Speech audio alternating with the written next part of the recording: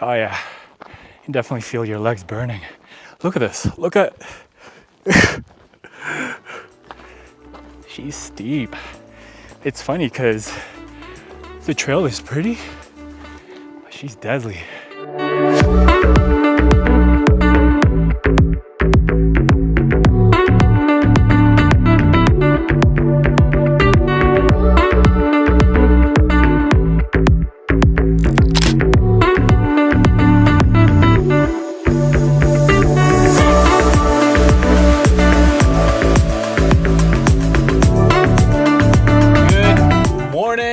The plan for today is I'm gonna head over to Kananaskis, which is also known as K Country, aka Bear Country. So I gotta be more cautious today in terms of just be more cautious on the trail, just in general. There's a lot of wildlife activities in this area, and last year when I had planned on doing Sarrail Ridge, which is this hike that I'm doing today, they had shut down the trail because there were a lot of bear sightings. So they had to shut it down. And even on the site today on All Trails when I went, it says that it had recently been shut down, and to just check it constantly because at any moment they may shut down the trails again. But I looked at the reviews and people were still doing this yesterday. So fairly recent. So that means it's still open. So I am making my way towards K Country.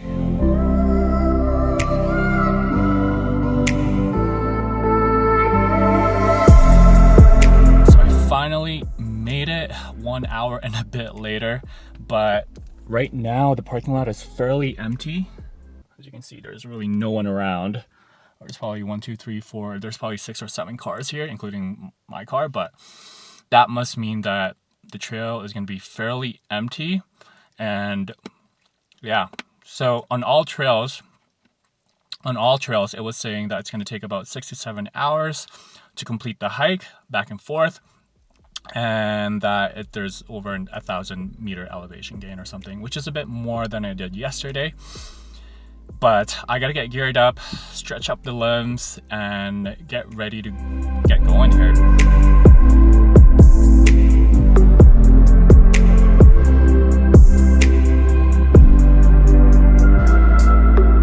About just 11:45 starting this hike. I double checked on Google, that's the trail. So this is going to lead me to Rawson Lake, and then from Rawson there's going to be a trail that heads up to Sarrail Ridge.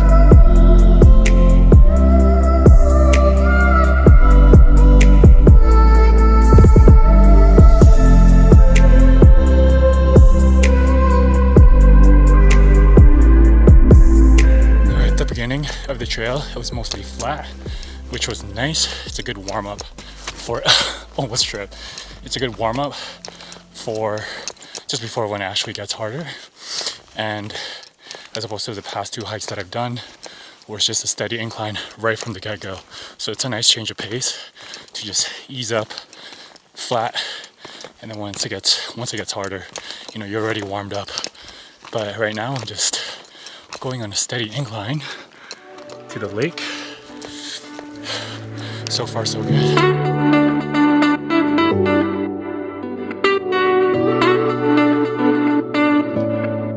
So I just passed Rawson Lake. This lake is so stunning. It reminds me of Joffrey Lakes in British Columbia.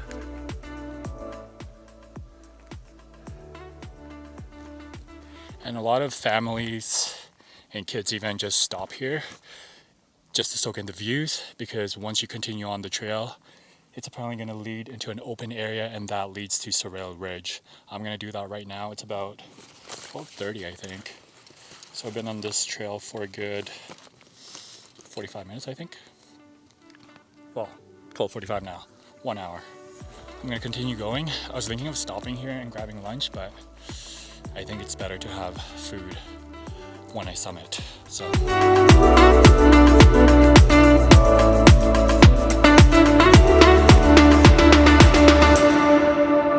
I just passed by a sign that says end of trail, and I also bumped into a couple and they were saying once you hit the open field, that's when the trail for Sarrail Ridge starts. I'm guessing this is it somewhere here, but I see a little pathway there and people are walking down over in that area. So I'm gonna head over there and it's gonna be a straight shoot up. Oh, look at this view. Wow. I swear, I'm not being biased, but if you haven't been to the Rockies, you gotta get here as soon as possible, for real. I think that's where I need to go. She looks very steep. All right, let's do this.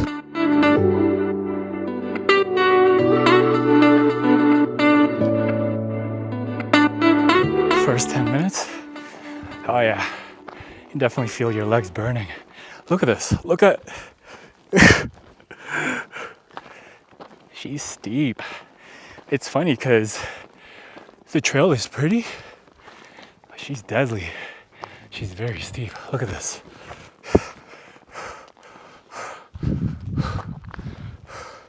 The views though, top notch.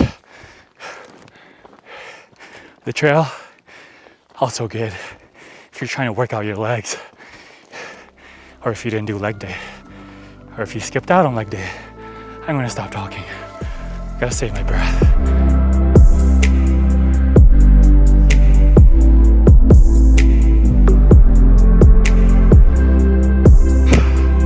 Just taking a little breather. And that hill down there, not a joke. Very, very steep and slippery.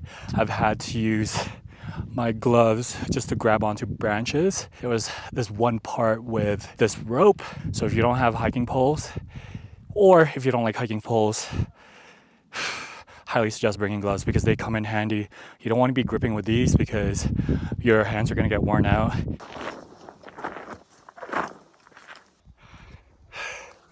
It's very steep and slippery, as you can see.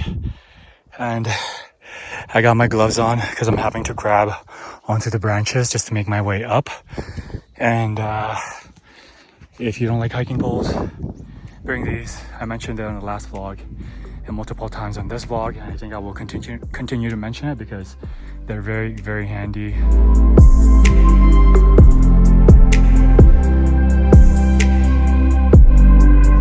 Made it to the top, and it is 2:14. So I got here in about 2.5 hours with all the photos and videos that I was doing along the trail.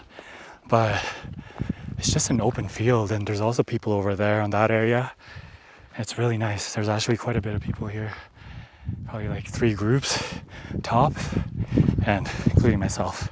You know what, 4, including myself and my camera gear. I consider that as a group, but I'm just doing a little bit of exploring at the top now. Such an amazing hike. It's very epic here. Just look at this view though. I'm gonna see what's over there. But you get views of the lakes down there. One lake, just the lake, which is Rawson Lake. And this lake over here, I don't know what lake that is, but she's massive. I think I'm gonna spend some time here. I'm gonna head over in that area just to see what the viewpoint is like. But overall, great hike for one. It's personally, again, you're talking to someone who loves hiking and who loves trekking. It's not as difficult as what people say or dub it to be. It's just that one part. I respect that one part because she's very steep, right? Whereas actually going to Rawson Lake, it's a great warm-up in that, you know, instead of a steady incline right from the get-go, like Hauling, or what was the other one that I did? Oh, East End Arundel. It's a straight shoot up, right? Whereas this one, it's just flat, and then you get into the incline, which is nice because then your legs warm up and your blood gets going and flowing and all that stuff. I don't know where I'm going, to be honest. I'm gonna stop right here, But look at this view. Holy. So beautiful.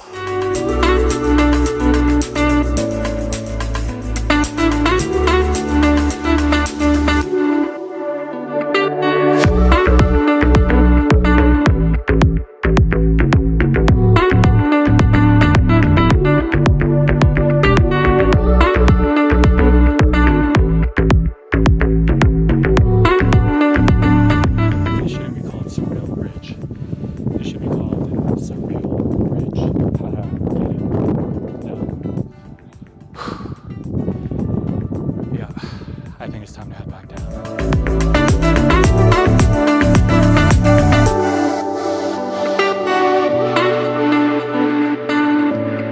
So earlier, like I said, when I was up here, there's two ways to go up.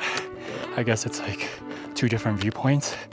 I went up there earlier and now I'm gonna head up this way. I'm not gonna spend too long here because I already spent a good 2 hours or so over there. I'm just gonna check it out, see what's here. The view's probably gonna be pretty much the same, I think. I don't know, I've never been up here. So it is pretty much the same. You just get more views of the lake or what's behind this mountain because this one is more towards this way. Personally, I like the view from there. It's just much nicer.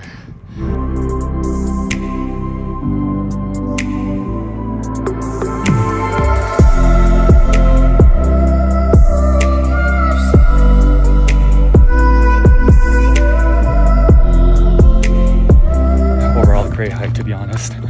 I am just stoked to be done that hilly part because it's like going down on ice rink. It's just so slippery. So from here on out, the trail's gonna be easier because the closer I get to Rawson, it's mostly downhill and flat.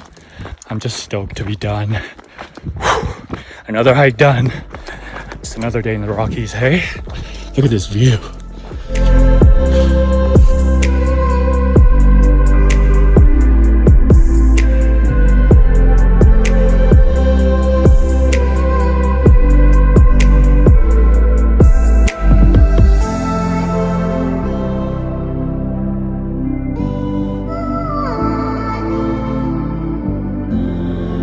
Good to wear flip-flops after a hike.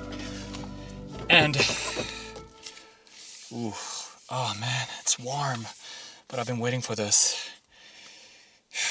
I'm gonna have to. I was kind of expecting that.